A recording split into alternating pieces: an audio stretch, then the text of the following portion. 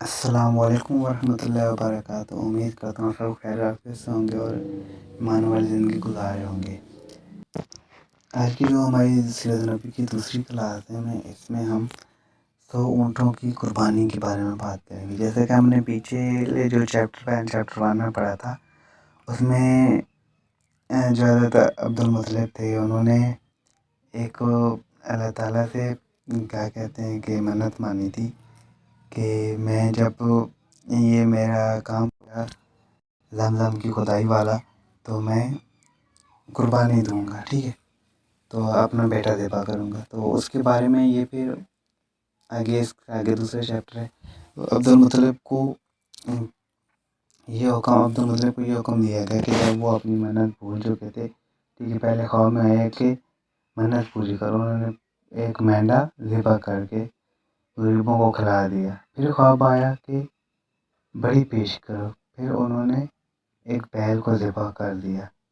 خواب میں پھر یہ دکھا گیا کہ اس سے بھی بڑی پیش کرو، اب انہوں نے اونٹ ذبح کیا۔ پھر خواب میں آیا کہ اس سے بھی بڑی پیش کرو، انہوں نے پوچھا کہ اس سے بڑی کیا چیز ہے، ٹھیک ہے، تب کہا گیا کہ اپنے بیٹے میں سے کسی کو ذبح کر جیسا کہ تم نے منت مانی تھی۔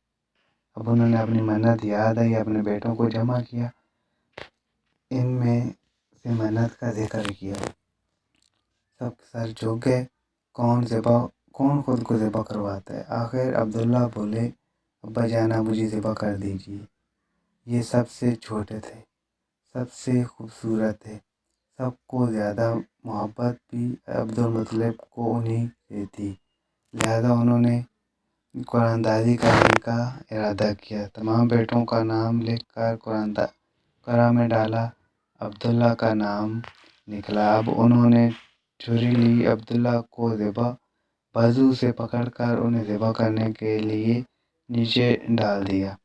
جو ہی باپ نے بیٹے کو لٹایا، عباس سے ضبط نہ ہو سکا، فوراً آگے بڑھے اور بھائی کو کھینچ لیا۔ اس کھینچتانی میں عبداللہ کے چہرے پر خراشیں بھی آئیں، ان خراشوں کے نشانات مرتے دم تک باقی رہے۔ اسی دوران بنو مخدوم کے لوگ آگے بڑھے، انہوں نے کہا آپ اس طرح بیٹے کو ذبح نہ کریں، اس کی ماں کی زندگی خراب ہو جائے گی، آپ اپنے رب کو راضی کرنے کے لیے بیٹے کا فدیہ دے دیں۔ اب سوال یہ تھا کہ فدیہ کیا دیا جائے۔ اس کی ترکیب یہ بتائی گئی کہ کاغذ کے ایک کاغذ پر 10 اونٹ لکھے جائیں، دوسرے پر عبداللہ کا نام لکھا جائے۔ اگر 10 اونٹ والی پرچی نکلی تو 10 اونٹ قربان کر دیے، اگر عبداللہ والی پرچی نکلی تو 10 اونٹ کا اضافہ کر دیا جائے۔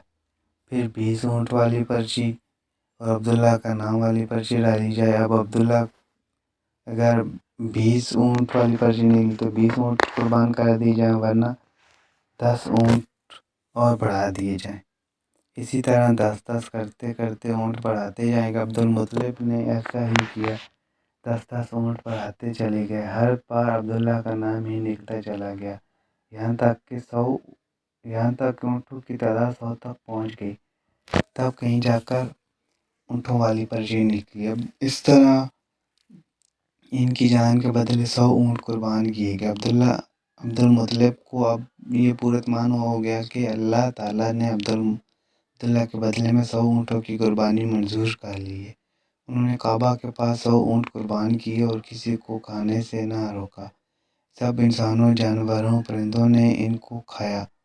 امام زرعی کہتے ہیں کہ عبدالمطلب پہلے آدمی ہیں جنہوں نے آدمی کی جان کی قیمت 100 اونٹ دینے کا طریقہ شروع کیا۔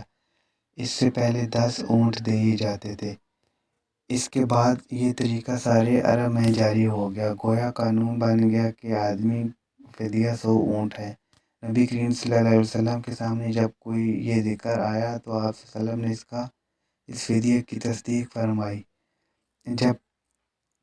فرمایا کہ یہ درست ہے، اور اسی اسی بنیاد پر نبی کریم صلی اللہ علیہ وسلم فرماتے ہیں کہ میں 2 ذبیوں یعنی حضرت اسماعیل اور حضرت عبداللہ کی اولاد ہوں۔ حضرت عبداللہ قریش میں سے ایک زیادہ حسین تھے، ان کا چہرہ روشن ستارے کی مانند تھا۔ قریش کی بہت سی لڑکیاں ان سے شادی کرنا چاہتی تھیں، مگر عبداللہ کی حضرت آمنہ سے شادی ہوئی۔ حضرت آمنہ وہب بن عبد المناف بن زہرہ کی بیٹی تھی۔ شادی کے وقت حضرت عبداللہ کی عمر 18 سال تھی۔ یہ شادی کے لیے اپنے والد کے ساتھ جا رہے تھے، راستے میں ایک عورت کعبہ کے پاس بیٹھی نظر آئی۔ یہ عورت ورقہ بن نوفل کی بہن تھی۔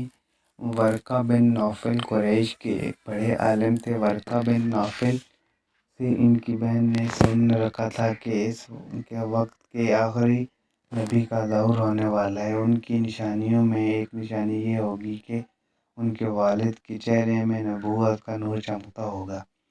جو ہی اس نے عبداللہ کو دیکھا تو فوراً اس کے ذہن میں یہ بات آئی۔ اس نے سوچا ہو نہ ہو یہ وہ شخص ہے جو پیدا ہونے والے نبی کے باپ ہوں گے۔ چنانچہ اس نے کہا اگر تم مجھ سے شادی کر لو تو میں بدلے میں تمہیں اتنے اونٹ دوں گی کہ جتنے تمہارے جان کے بدلے میں ذبح کیے گئے تھے۔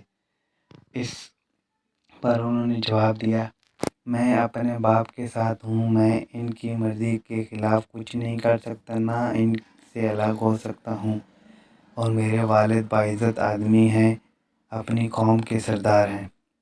بہرحال ان کی شادی حضرت آمنہ سے ہو گئی۔ اب قریش کی عورتوں میں نسب اور مقام کا اعتبار سے افضل تھیں۔ حضرت آمنہ حضرت عبداللہ کے گھر آ گئیں۔ حضرت آپ فرماتی ہیں جب میں ماں بننے والی تھی تو میرے پاس ایک شخص آیا، یعنی ایک فرشتہ انسانی شکل میں آیا۔ اس وقت میں جاگنے اور سونے کے درمیانی حالت میں تھی۔ عام طور پر اس حالت میں غنودگی کہا جاتا ہے۔